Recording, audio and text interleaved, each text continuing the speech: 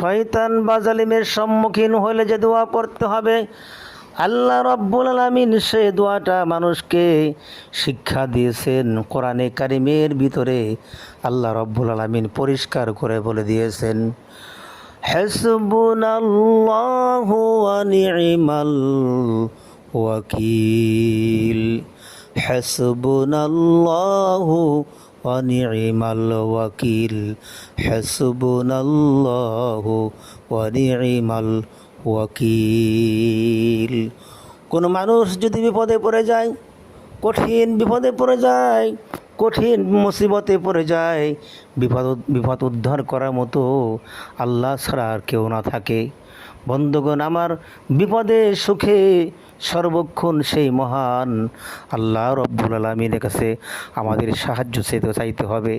এজন্য বন্ধুগণ আমার, এই আমলটি অনেক বড় জবরদস্ত একটি আমল।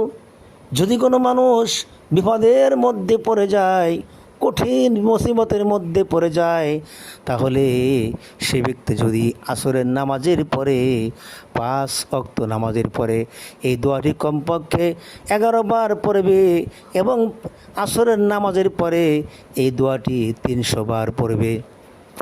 যদি কোনো ব্যক্তি রেগুলার আমলটি চালিয়ে যায়, আমলটি সারা জীবন চালু রাখে, এই আমলটি যদি সারা জীবন চালু রাখে, আসরের নামাজের পরে ফরজ শেষ করে হাসবুনাল্লাহু ওয়া নি'মাল ওয়াকিল, হাসবুনাল্লাহু ওয়া নি'মাল ওয়াকিল, হাসবুনাল্লাহু ওয়া নি'মাল ওয়াকিল, এই দোয়াটি সে প্রতিদিন আসরের নামাজের পরে 300 বার পড়ে। আল্লাহ রাব্বুল আলামিন বলেন, এই আয়াতে কারিমা তেলাওয়াত করার বরকতে বান্দার উপর থেকে আমি আল্লাহ রাব্বুল আলামিন সমস্ত মুসিবতকে আল্লাহ পাক উঠিয়ে নেব। আমার বান্দার উপরে আমি আল্লাহ রাব্বুল আলামিন খাস রহমত আমি আল্লাহ নাজিল করব। বন্ধুগণ আমার, শুধু তাই নয়, এই দোয়াটির অনেক বড় ফজিলত রয়েছে।